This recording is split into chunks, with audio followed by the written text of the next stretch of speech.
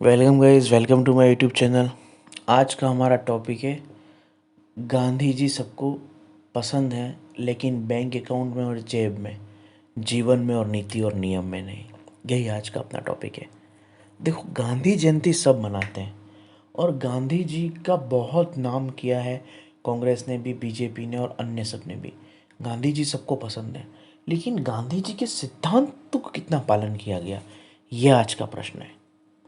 अगर हम गांधी जी के राजनीतिक विचारों का गहराई से अध्ययन करते हैं या केवल ऊपरी तौर पर भी अध्ययन करते हैं, तो हम पाते हैं कि गांधी जी एक ऐसी राष्ट्र की संकल्पना करते थे, एक ऐसी राजनीतिक व्यवस्था चाहते थे जहाँ पर गांवों से अर्थव्यवस्था निर्धारित हो।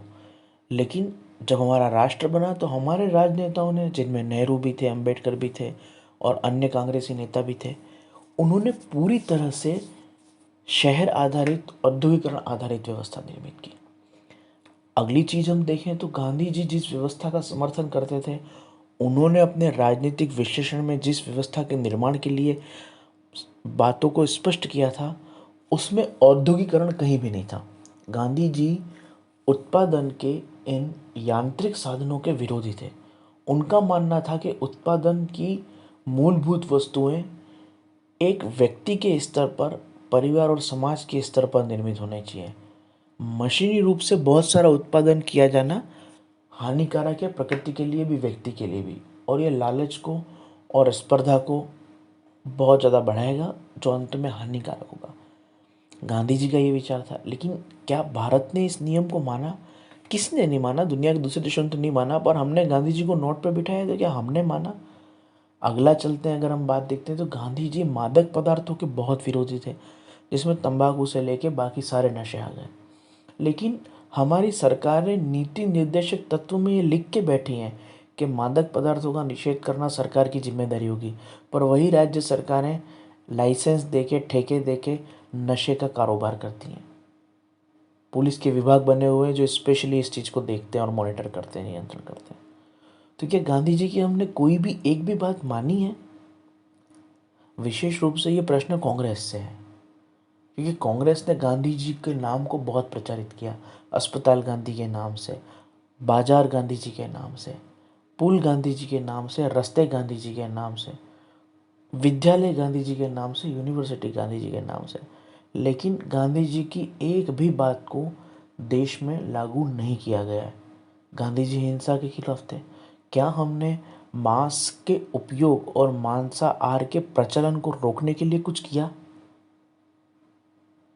अगर हम गांधी को मानते हैं तो क्या हमने उनकी कोई बात मानी?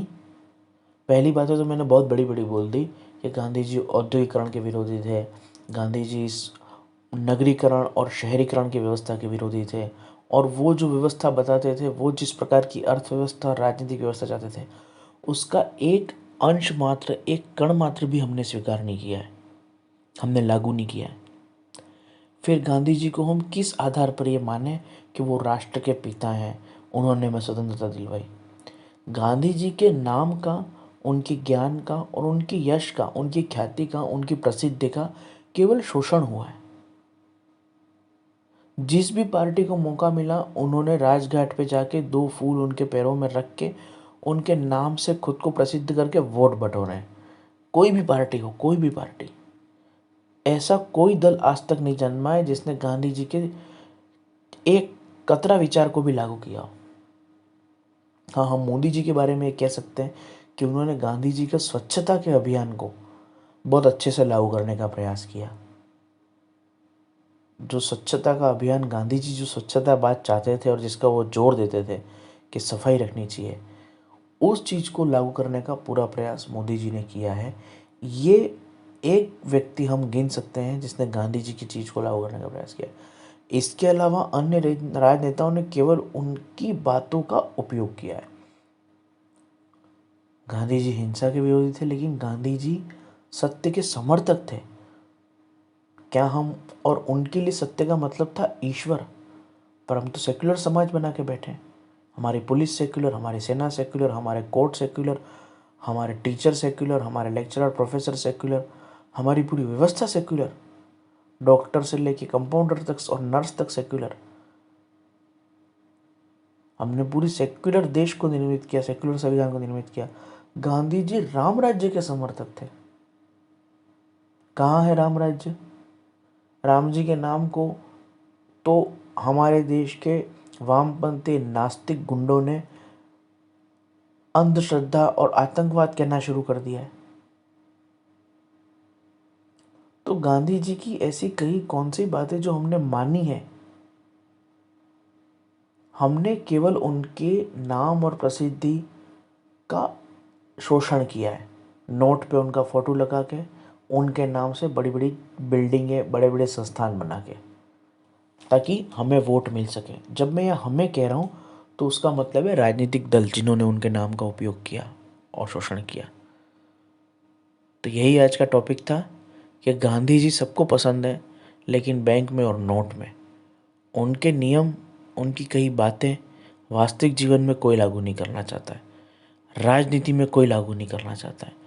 और ये एक बहुत बड़ी सच्चाई है कि अगर गांधी जी की कई बातें राजनीति में सही में लागू हो जाएं, तो विश्व के किसी देश में कोई भी संघर्ष, युद्ध, समस्याएं और अपराध नहीं बचेंगे। अर्थव्यवस्था का जो ये सिस्टम हम देख रहे हैं, जिसमें धन का असीमित वितरण है और असामयिक वितरण है, यानी कि किसी के पास बहुत अधिक है, किसी के पास बहुत कम है, ये सारी समस्याएं दूर हो जाएंगी अगर गांधी जी की कुछ मूलभूत बातें भी मान ली जाए, लागू कर दी जाए। लेकिन उसके लिए आमूल चूल पूर्ण व्यवस्था में परिवर्तन की जरूरत है, और वो करने के लिए जिस तरह का साहस चाहिए, जिस तरह का धैर्य और परिश्रम चाहिए, वो किसी के बस की बात नहीं है। गांधी जी के बारे में एक ही बात कहना चाहता हूँ, गांधी जी के विचार पूरी तरह से स्वर्गीय विचार हैं। स्वर्गीय विचार से मतलब ये कि बिल्कुल जन्नत जैसे विचार हैं, एकदम जन्नत जैसे विचार हैं गांधी जी के, स्वर्ग जैसे विचार हैं। और इसलिए इस मनुष्य लोक में उनकी कोई ज़रूरत नहीं है, क्योंकि मनुष्य लोक में तो घृणा है, नफरत है, प्रतिस्पर्धा है, लोगों को बस अपने सुख की पड़ी है, और उसके लिए वो औद्योगिकरण भी करेंगे, प्रदूषण भी करेंगे, हिंसा भी करेंगे। ऐसे लोगों के बीच में जो जानवरों की तरह जी रहे हैं, देवताओं के स्वर्गीय सिद्धांत काम नहीं करते। और यही कारण है कि ईश्वर ने किसी दुर्घटना के आड़ में उनको अपने पास ही बुला लिया।